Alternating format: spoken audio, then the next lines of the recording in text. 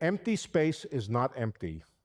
That sounds like a contradiction, like a philosopher playing word games, but I mean it literally, physically, measurably.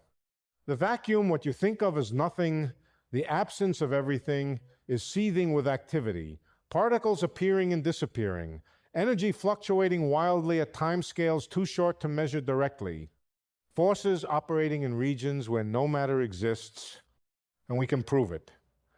Not with mathematics alone, with experiments, with measurements, with effects so real they've been confirmed in laboratories around the world, effects that would be impossible if empty space were actually empty. I'm Leonard Susskind, and after 50 years of working in quantum field theory, I've come to accept something that still feels deeply unnatural. The vacuum is not nothing. It's the most complex, most energetic, most paradoxical thing in physics. And what it tells us about the nature of reality is stranger than almost anything else we've discovered. Let me show you why. Start with what seems obvious. Take a region of space, remove all the air, remove all the particles, remove all the radiation, cool it down to absolute zero so there's no thermal energy. What do you have left? Nothing. Right? Wrong. According to quantum field theory, the deepest, most successful theory we have of matter and forces, you cannot remove everything. Even in a perfect vacuum, cooled to absolute zero, with no particles present, the quantum fields themselves are still there. And they're active. Every particle type in the universe corresponds to a quantum field that fills all of space. There's an electron field, a quark field, a photon field. These fields are always present, always fluctuating, even when no actual particles exist. Think of them like an ocean. The ocean is always there. Sometimes waves appear on the surface. Those are the particles we detect. But even when the surface is calm, the ocean itself is still there, still moving at microscopic scales. The vacuum is the ground state of these fields, the lowest energy configuration. But even in the ground state, the fields are not static. They fluctuate. They vibrate. And these fluctuations are not just theoretical.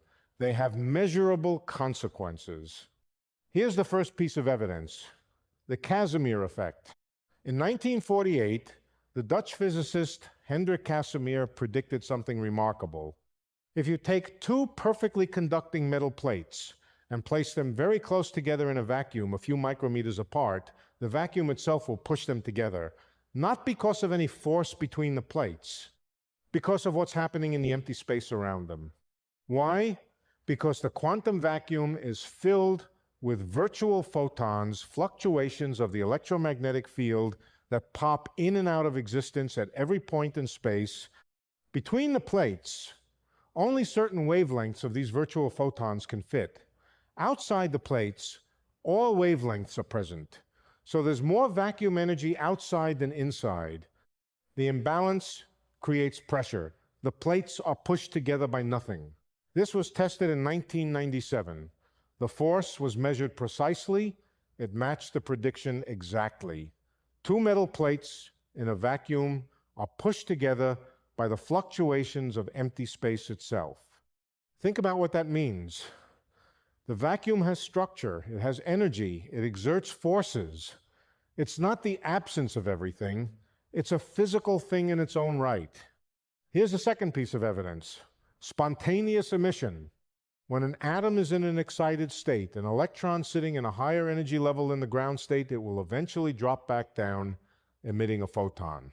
This happens even if the atom is completely isolated, even if there's no light around to trigger it. Even in a perfect vacuum. Why? Because the vacuum is not empty. The fluctuations of the electromagnetic field, those virtual photons, interact with the atom. They nudge the electron. They cause it to drop to a lower energy level, emitting a real photon in the process. The randomness of when this happens, the fact that we can't predict exactly when any given atom will emit, is because the vacuum fluctuations themselves are random.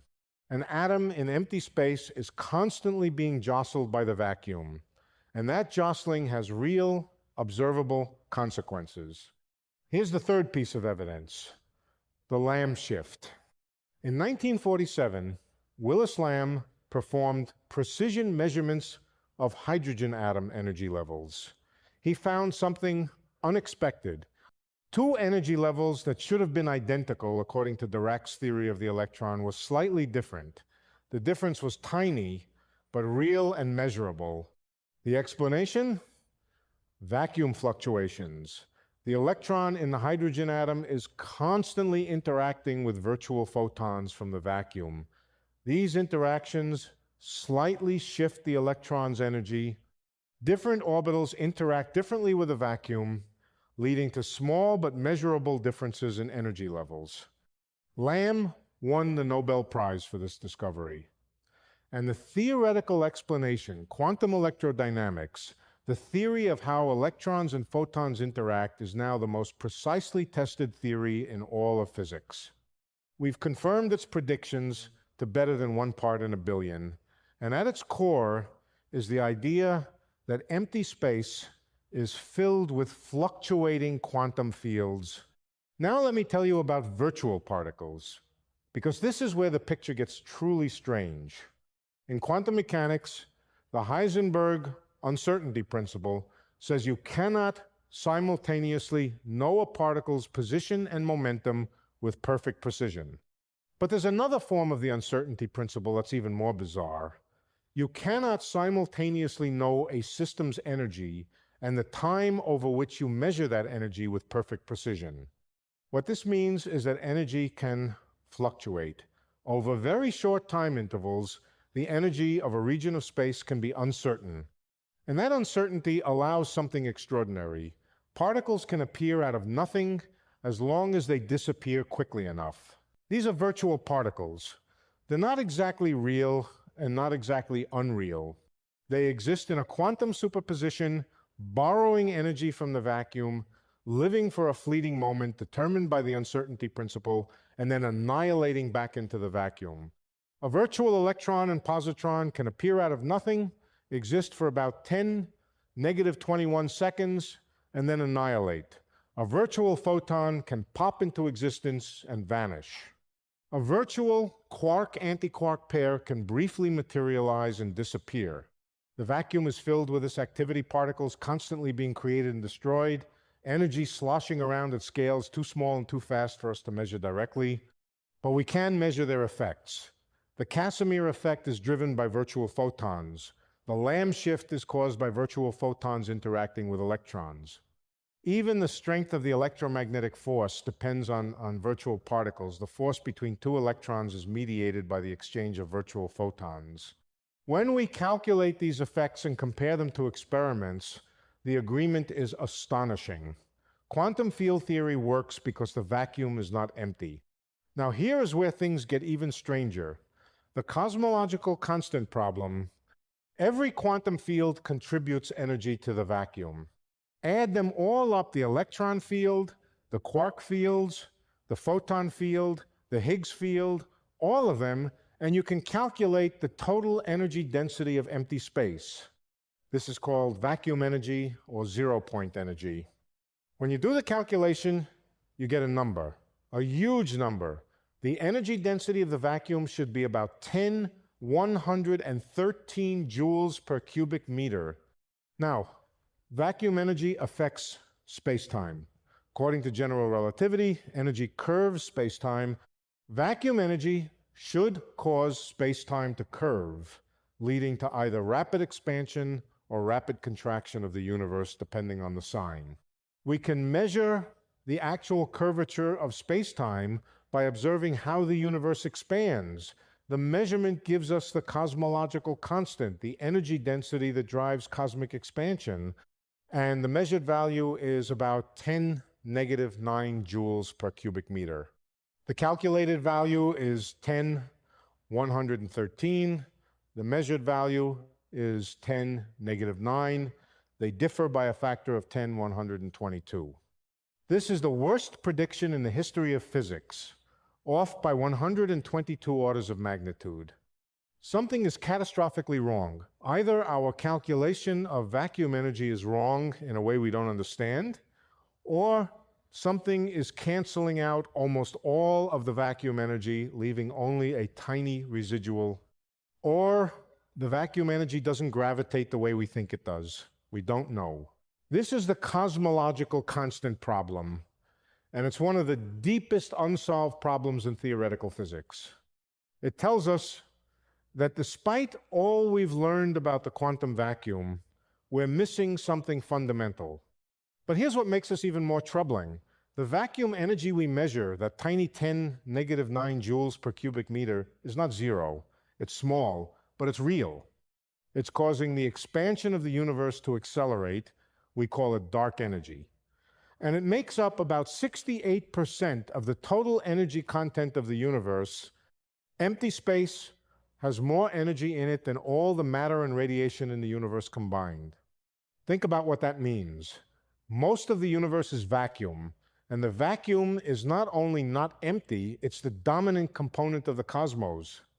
Everything we can see, every star, every galaxy, every particle, is a tiny perturbation on an ocean of vacuum energy that we barely understand.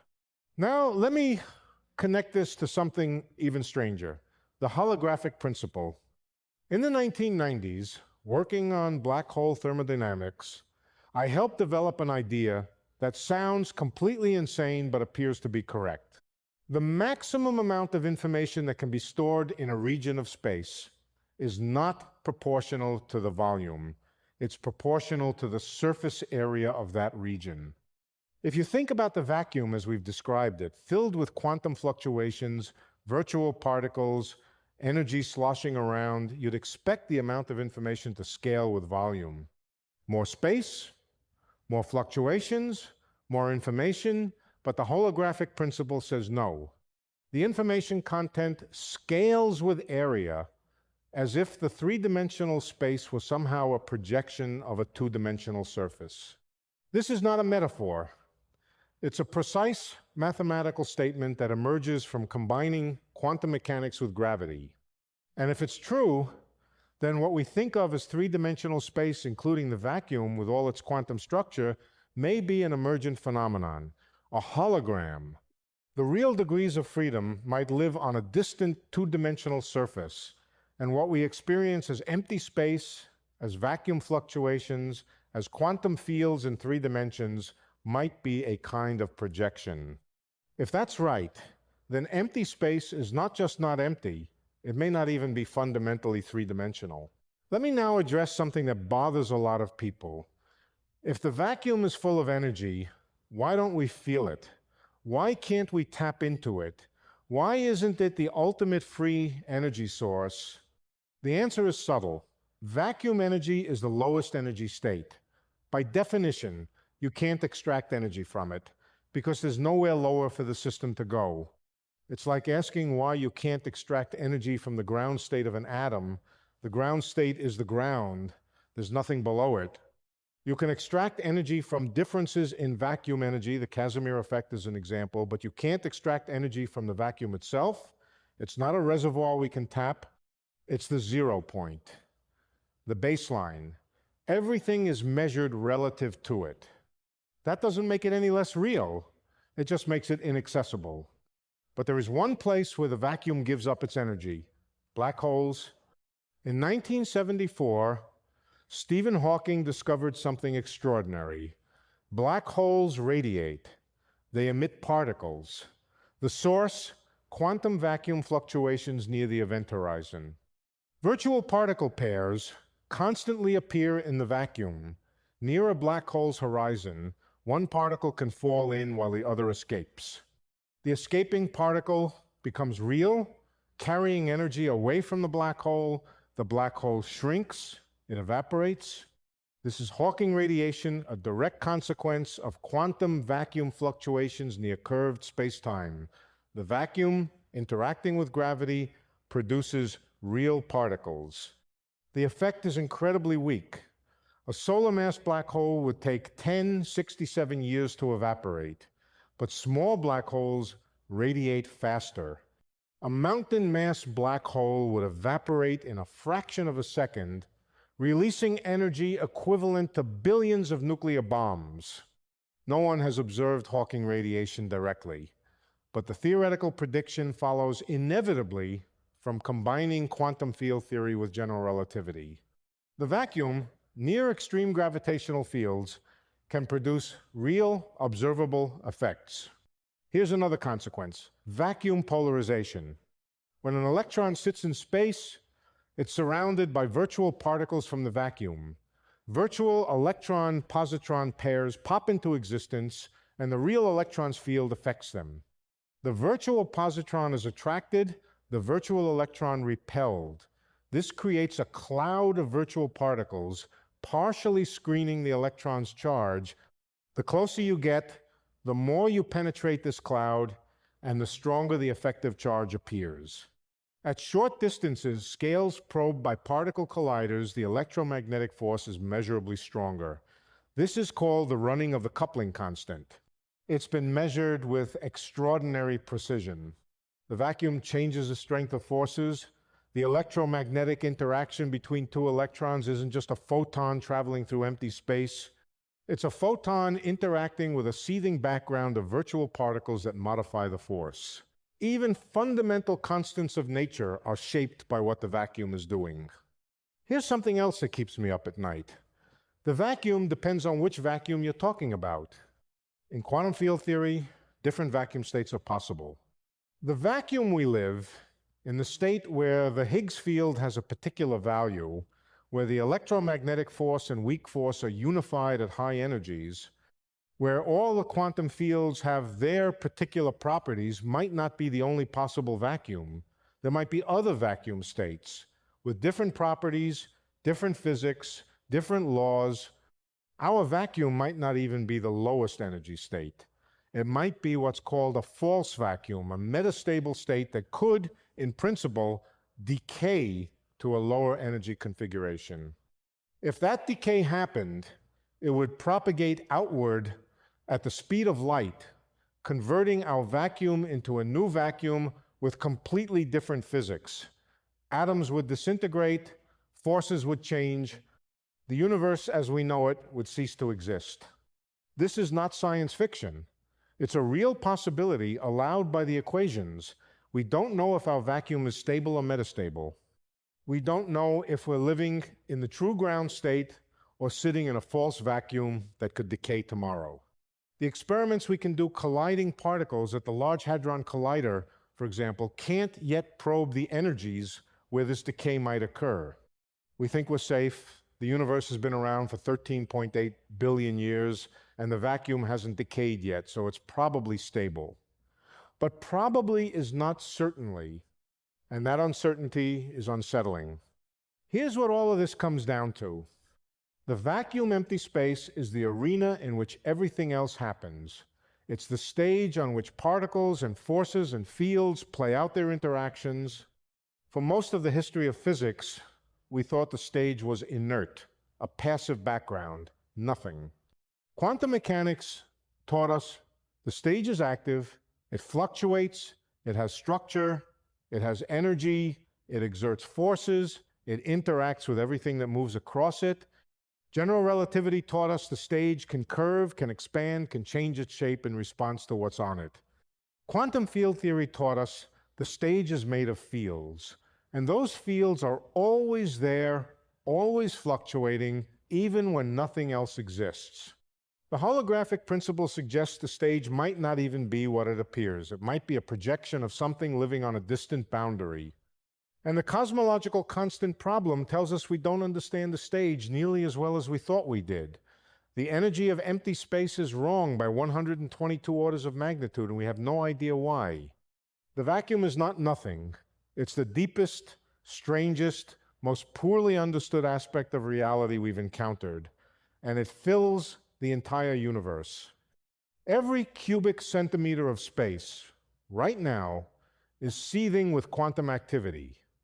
Particles appearing and disappearing, fields fluctuating, energy sloshing around at scales you can't see, forces operating even when nothing exists. You are not sitting in empty space.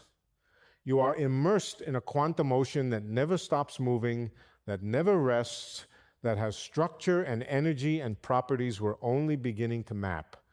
The universe has no empty rooms. There's no such thing as nothing.